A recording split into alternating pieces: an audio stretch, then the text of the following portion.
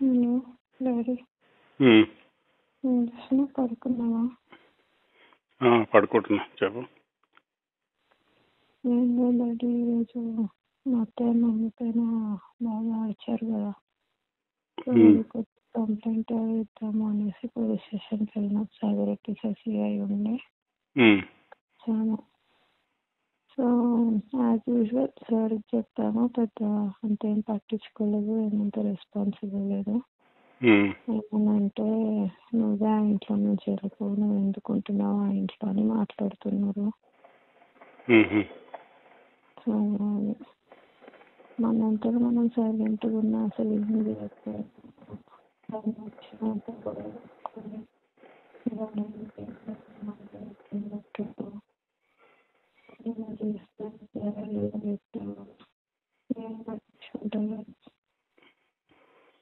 వీళ్ళకి ఏమంటాడు సిఐ, ఏమంటాడు మరి?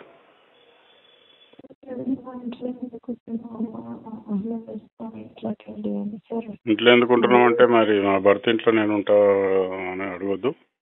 అదే మీ భర్త లేడు కదా, నువ్వు వెళ్ళిపో అన్నట్టు మాట్లాడుతున్నారు. అయ్యా మరి నేను ఇంటికి వెళ్ళాల్సాను, నేను నా పాప ఇది చేసుకొని అత్తింట్లో కాకపోతే ఇంకేడు ఉండాలి. దానికి ఆన్సర్ అని వెళ్ళిపో అమ్మా, వెళ్ళలేదని డబుల్ బెడ్రూమ్ అపార్ట్మెంట్ తీసుకొని ఎక్కడైనా బయట ఉండు, కోర్టులో కేసులు అవుతున్నాయి కదా, తేలినాక కోర్టు ఏం చెప్తే అట్లా చెయ్యి అంట. అలా ఎలా అంటారు సార్? నాకు కోర్టు ఇప్పుడు చెప్పలేదు కదా ఇంట్లో నుంచి బయటకు వెళ్ళిపోమని, అలా ఎలా అంటారు నన్ను అడిగా.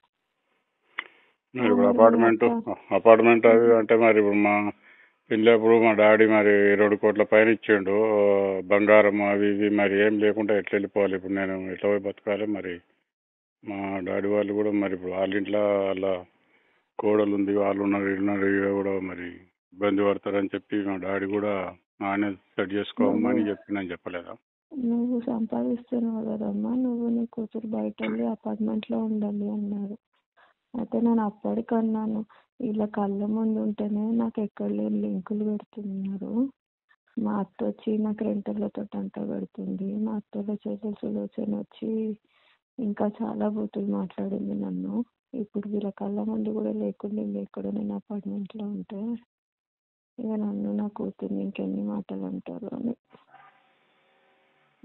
వాళ్ళు అంటారమ్మా, అది ఇదనండి. అది కాదు డాడీ, నువ్వేమో నాకు ఎంత చెప్తావు, వెయిట్ చేయి మారుతాడు సికిందర్, అది వీళ్ళు ఒక్క మాట ఎందుకు చెప్తారు డాడీ సికిందర్? నాకు అర్థమే కాదు. నాకు నా పాపకి చెప్తానే ఉన్నా మరి. ఇప్పుడు కొన్ని రోజులు ఆవిడ ఉంటే కనీసం నేను నీ పాపను చూసాను, కొంచెం మారుతారేమో, కొంచెం మరి ఓపిక పట్టాలి కదా. మరి నువ్వు ఏడిస్తే కాదు కానీ జరుగుతుందని 3 నెలలు అవుతుంది, ఒక్కసారి ఇంటికి వచ్చింది లేదు, నన్ను నా పాపని పట్టించుకున్నది లేదు. ఇడనేమో నీళ్లు బంధిస్తుంది, కరెంటు బంధిస్తుంది, నీళ్ళు లేకుండా ఎట్లా బతుకుతారు డాడీ? ఏమనంటే వదిలి వెళ్ళిపో, 2 ఎకరాలు తీసుకుంటాం. నాకు నా కూతురికి 2 ఎకరాలు మేమేం చేసుకోండి డాడీ, చిన్నప్పటి నుంచి చూడని వస్తాయి. 2 ఎకరాలు ఎట్లా మాట్లాడతారు డాడీ? ప్రేమించి పెళ్లి చేసుకున్నామంటే. నువ్వు ఏడిస్తే కాదు, ధైర్యంగా ఉండాలి.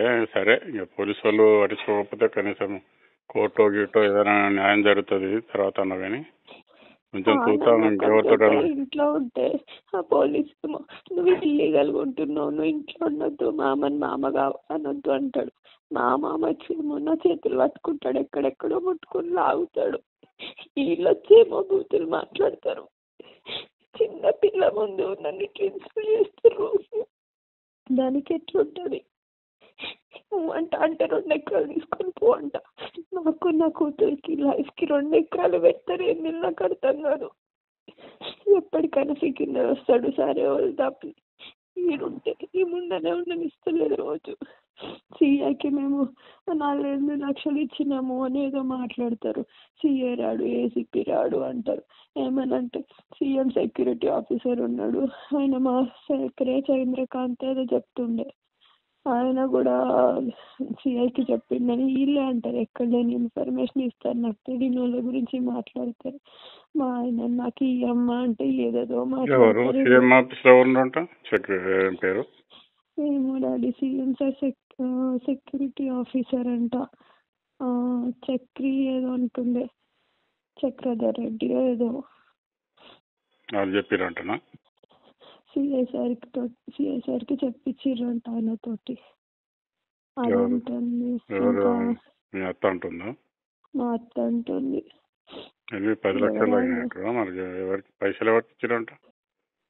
ఇది కౌశల్ అన్న వాళ్ళ డాడీ ఉంది కదా మల్లారెడ్డి, ఆయన ఉమ్, చెప్పింది 8 లక్షల వరకు ఖర్చు పోలీసు వాళ్ళకి అని. ఉమ్, మరి అది సిఐ ఏసీపీ పేరు మా అత్త చెప్తుంది. ఆ సిఐ మమ్మల్ని ఏం చేయలేడు, ఏసీపీ కూడా ఏం చేయలేదు అంటుంటుంది. ఆమెనే వస్తుంది, ఆమెనే గొడవ పెట్టుకుంటాం. మనం ఒక్క మాట ఎదురు చెప్పాము, ఆమెనే చెప్తుంది. సిఐ ఏసీపీ పేరు ఎందుకు చెప్తుందో నాకు అర్థం కాలేదు. ఈయన ఇంత ముట్టినానంటే మరి ఎవరికి ముట్టినావో నాకు అర్థం కావట్లేదు. సిఐ సార్ చెప్తేనేమో ఆయన రెస్పాన్స్ ఇవ్వడు. ఎన్ని చేసింది డాడీ వాళ్ళు.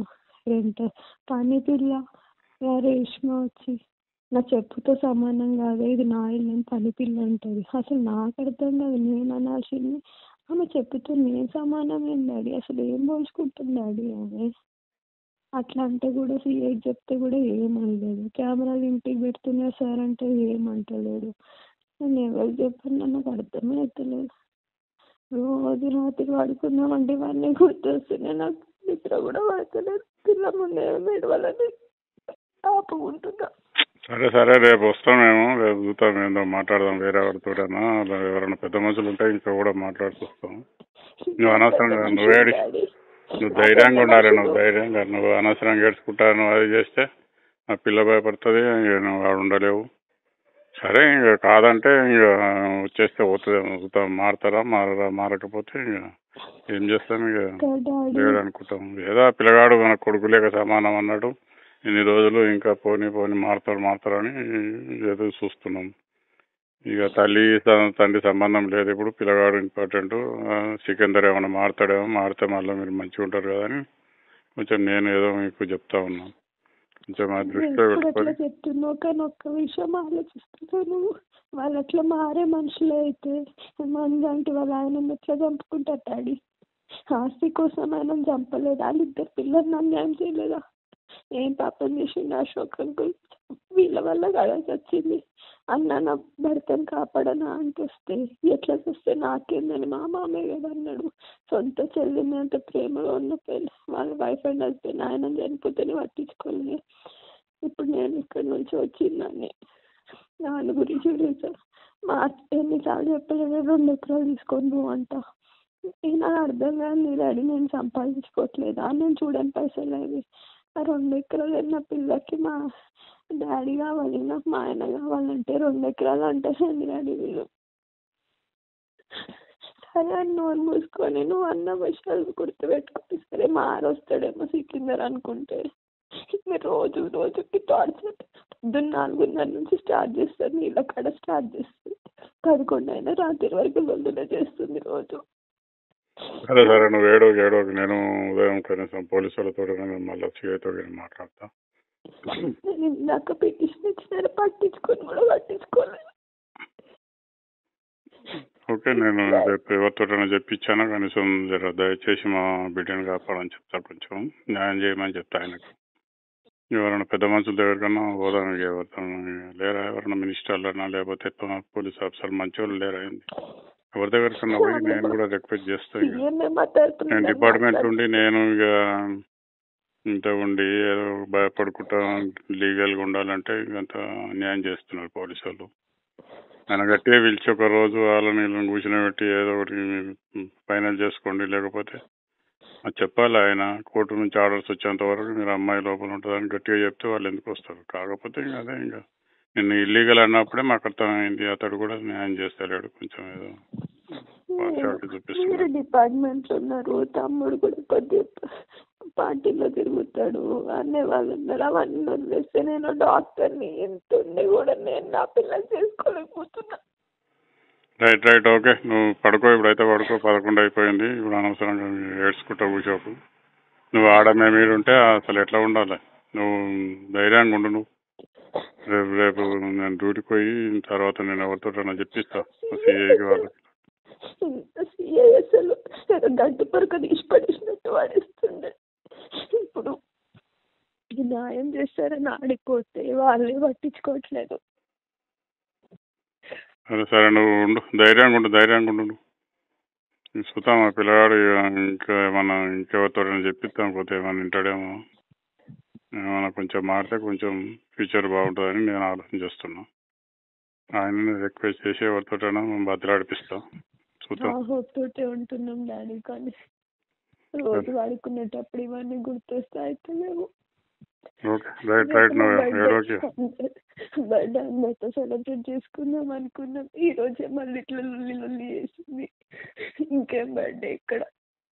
లేదు లేదు, ఇక చేసుకుందాం బర్త్డేకి నా చేతాం, కానీ నువ్వైతే నువ్వు ధైర్యంగా పడుకో. లేకపోతే వచ్చేయనని వచ్చేసాయి, ఇంకేం చేస్తాం, ఇంక పోతే లేకుంటే లేకపోయానుకో. ఉంటేనైనా మారుతాడేమో నమ్మకం ఉంటుంది. ఇంకా ఆడికి వస్తే ఏముంది డాడీ, వెళ్ళిపోయింది దరిద్రం అని మా అత్త అనుకుంటుంది, మా ఆయనకు కూడా అదే చెప్తుంది. ఇంకా మారుతాడని నమ్మకం వదిలేసుకోవడమే. ఇక నేను ఆడికి వచ్చినట్టే. ఆడికి వస్తే ఆడ ఎట్లా తమ్ముడు ఉంటాడు, మరదలు ఉంటుంది, ఎన్ని రోజులు వచ్చి ఆడున్నది. సరే సరే, నాకు పొద్దున్నే మాపులేషన్ ఉంది, ఇంకా నేను తెలంగాణ ఏడ్చుకుంటాను, నువ్వు ఏడ్చుకుంటా ఊసిటే కాదు. నువ్వు ధైర్యంగా ఉండు, ధైర్యంగా పడుకో. నేను కూడా పడుకొని పొద్దుగాల నేను ఎవరితోటైనా వేరే ఆఫీసర్లతోటైనా సిఐకి చెప్పిస్తా. కానీ ఓకే నువ్వు ఏడో గట్టి ఉండు, ధైర్యంగా ఉండు. ధైర్యంగానే ఉంటున్నా, పొద్దున్న వేస్తే అట్లనే వాడుకునేటప్పుడు లేచేటప్పుడు ఉంటుంది కదా. ఓకే ఓకే ఓకే, ఏం చేస్తాము, ఇక అదృష్టం క్రిమినల్స్ దొరికారు, ఇంకా ఏం చేస్తాం, భరిస్తున్నాము, ఇక ఏం చేస్తాం. Right okay. Bye daddy.